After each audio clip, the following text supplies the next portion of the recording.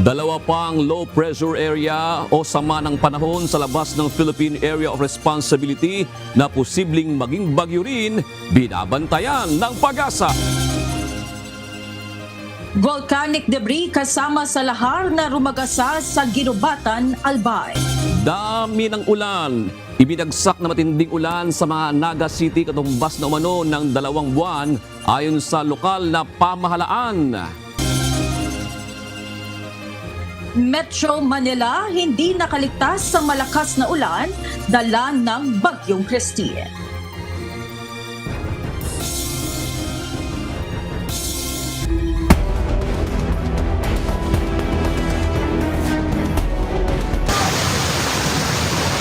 Kahit sunod-sunod ang pagpasok ng mga bagyo sa bansa, may sapat pang pondo ang Department of Social Welfare and Development o DSWD para sa pamamahagi ng financial aid sa mga pamilyang nasira ang tahanan na ang Southern Luzon Command sa rescue operations sa Bicol Region, partikular na sa Naga City at iba pang munisipalidad sa Camarines Sur kung saan nananatiling malaking hamon ang mga nilang makapagpakawala ng malaking volume ng tubig mula sa kanilang mga binabantayan dam bilang bahagi rin ng kanilang bagong protocol ng Napocor ay ang Ambuklaw, Binga Dam sa Benguet, San Roque sa Pangasinan, Angat sa Bulacan at Caliraya Dam sa Laguna.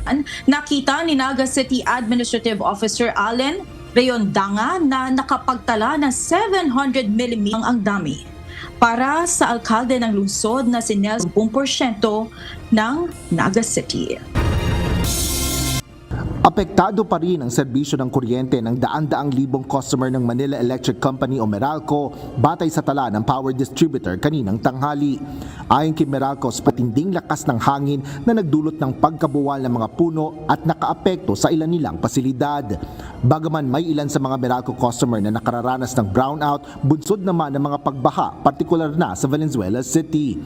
Pinakamaraming nakararanas ng antala sa serbisyo ng kuryente ay sa probinsya ng Laguna at Cavite, habang apektado rin ang ilang bahagi ng Rizal, Quezon, Batangas, Metro Manila at Bulacan. Patuloy rin ang pagkukumpuni ng National Grid Corporation of the Philippines o NGCP sa kanilang mga transmission line na naapektuhan ng bagyo. Naibalik na ang transmission lines sa TWC Pawa sa Bicol at Lumban Caliraya sa Laguna. Habang hindi pa naibabalik ang transmission lines sa ilang bahagi ng Southern Luzon, partikular na sa Batangas, Laguna at Camarines Sur. Apektado rin ang 2 lugar sa Eastern Visayas, kabilang na ang Samar at Western Leyte. Nilinaw naman ng NGCP na maaaring naayos na rin ang kanilang mga transmission line, ngunit may problema pa sa linya ng mga local power distributors. Pinakamaraming national road na isinara sa trapiko ay sa Region 5, kung saan 18 ang naitala ng DPWH as of 12 noon ngayong araw. Parehong 4 na kalsada naman sa Cordillera Administrative Region o CAR at Region 4A, 2 sa Region 2 at 1 sa Region 3. Limitado naman ang daan sa 9 na iba pang lansangan sa mga apektadong lugar. Ayon sa DPWH, ipinatupad ang road closure sa mga naturang lansangan dahil sa landslide o pagguho ng mga lupa, pagbagsak ng mga puno, bato at tulay at mga pagbaha. Nakakalat naman ang mahigit 2,000 mga kasangkapan ng DPWH at nasa 9,000 tauhan para sa agarang pagtugon sa mga napinsalang infrastruktura. Asher Cadapan Jr., UNTV News and Rescue. Diyos ang aming sandigan, serbisyo publiko ang aming pinahalagahan. Nangyari sa kasagsagan ng malalakas na pagulan na dala ng Bagyong Christine kung saan umapaw ang Masarawag, Maninila Channel. Samantala sa drone shots na ibinahagi ni Mayor Caloy Baldo, makikita ang lawak ng mga pagbaha sa bayan ng Kamalig na nagmistulang lawa. Bukod sa Kamalig, kita rin sa isa pang drone shot ang pinsala na idinulot ng Bagyong Christine sa bayan ng Wawas kung saan may bakas pa rin ng mga pagbaha at nabalot ng makapal na putik ang mga kalsada. Nananatili namang lubog sa baha ang ilang mga bahay sa Libon, Albay. Sa ngayon ay inumpisahan na ng ilang mga bayan sa Albay ang pagsasagawa ng clearing operation sa mga kalsada, habang tuloy-tuloy rin ang relief operation sa mga sinalanta ng bagyo. Ay naghanda na ang mga kapatid sa MCGI sa pagluluto ng almusal para sa evacuees. Libreng ipinamahagi ang mahigit 200 pansit at tinapay sa ating mga kababayan sa isa sa evacuation centers sa Barangay Kalangkawan Sur, Vinson sa Camarines Norte. Patuloy rin na nakaantabay ang buong pwersa ng UNTV News and Rescue sa iba't ibang bahagi ng bansa upang magbigay ng assistance sa mga ngailangan ng tulong. Maaari po kayong tumawag sa numerong 0923-544-5376.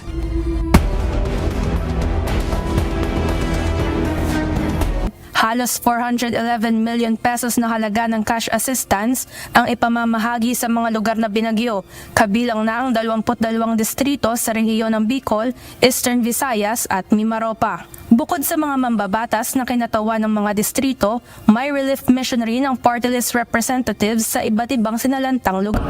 Kabilang sa mga lugar na sinalanta ng Bagyong Christine ay ang mga rehiyon ng Bicol, Mimaropa, Calabarzon, Ilocos Sur at iba pang bahagi ng Northern Luzon. News and Rescue. Diyos ang aming sandigan, serbisyo publiko ang aming pinahahalagahan. Napapalibutan po ng tubig ang Bicol Region. Though alam po namin na usual na nagbabaha is within the boundaries of Dabua, and may mga areas din po dito sa Legazpi na binabaha na kaunting ulan lang. So alam po namin na mayroong binabahang area sa amin. But yung Tuesday, dahil 24 hours po yung naging pag-ulan, hindi po namin nakalain na talagang tumaas yung tubig, and then maraming lugar ang unexpected na tumaas din po yung tubig doon sa area like in Pulangi, Uwas, Libon, Ginobatan, lalo na po sa Naga na till now 12 noon pabaywang pa rin po yung tubig doon na hinihintay po na mag-sink in sa lupa.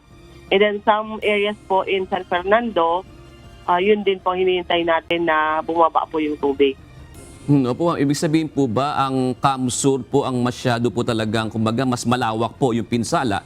Kami, na dito po sa part ng Nabua, yung mga rice field dyan, yung tubig umapaw na po hanggat sa highways.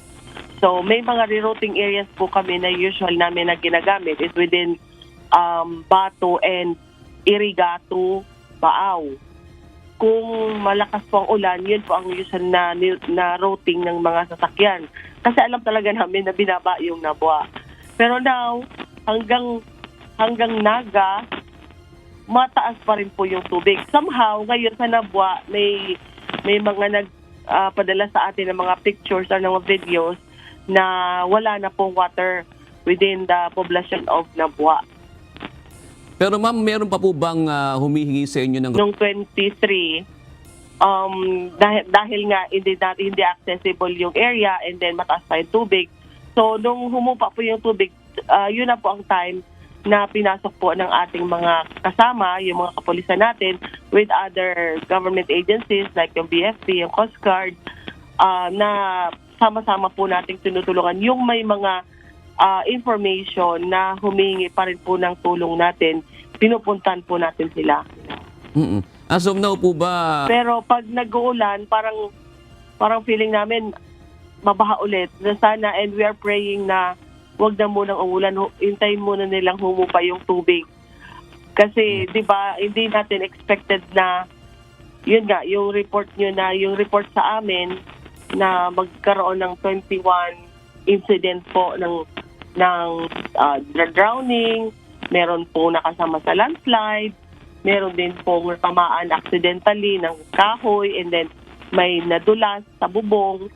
So, yun po ang nakakalungkot na incident, but yun po ang nakarating po sa atin. Speaking... Sukuha natin and then nire-recap natin.